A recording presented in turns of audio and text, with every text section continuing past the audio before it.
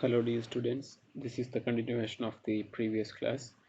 We were discussing the rules of passive voice. We have seen around 8 rules and now we are going to the next one. The ninth rule, impersonal use.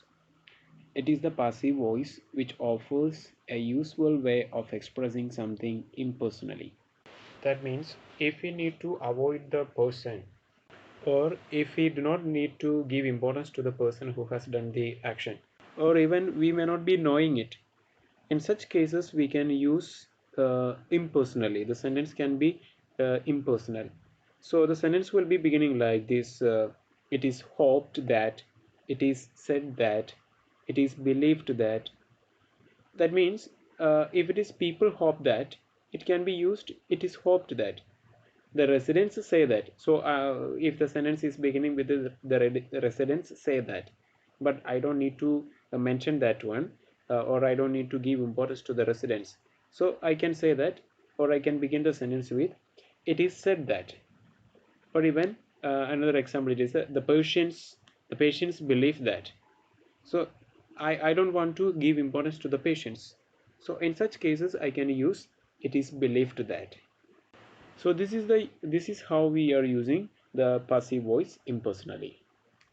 Let us see one example. People fear that all the passengers are dead.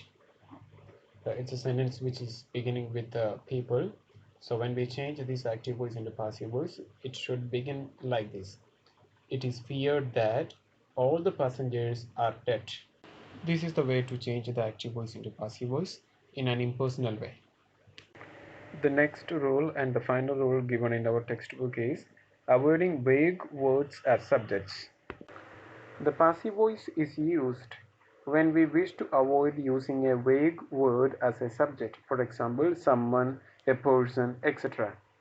For example, after my lecture, I was asked to explain a point. In this sentence, it is not clear who has asked. It can be asked by someone. So in such cases, we are omitting those types of words. Let us see another example. I was blamed for his actions by someone. But in this type of sentences, we don't need to use the by someone. That is not clear who has blamed me. So when we write the passive voice for this sentence, it can be like this: I was blamed for his actions.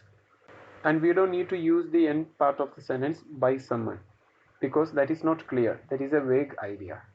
So whenever the object of the passive voice is not clear, then we are avoiding those types of objects in the passive voice. That means that will be the subject of the active voice.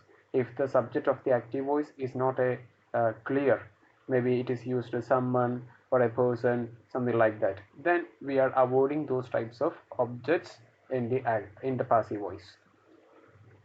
The next one is that the passive voice is used when the subject is an indefinite pronoun like one. One has to sign the form. Instead of that one, we can write like this: the form has to be signed. Who has to sign? One has to sign. So it is also not clear who has to sign. So in such cases also we can avoid, and the passive voice can be like this: the form has to be signed. The next one is that the passive voice is obligatory in notice. So whenever we write a notice, we must use the passive voice. For example, loans arranged, shoes repaired, entry prohibited. So here for class 10 and class 9, there is a question in the board exam to write the notice. In that notice also we can use a passive voice. The students are requested to participate in the program. So likewise, keep in mind whenever you write a notice, it can be a brief short sentence or it can be a elaborated notice, then kindly use the passive voice to write the notice. So herewith we have completed almost all the rules of a passive voice. In the coming class we will be discussing the assignments. So dear students, please kindly go through the assignments and try to do all the assignments, and so that while we discuss we can correct those assignments. Thank you. Have a nice day.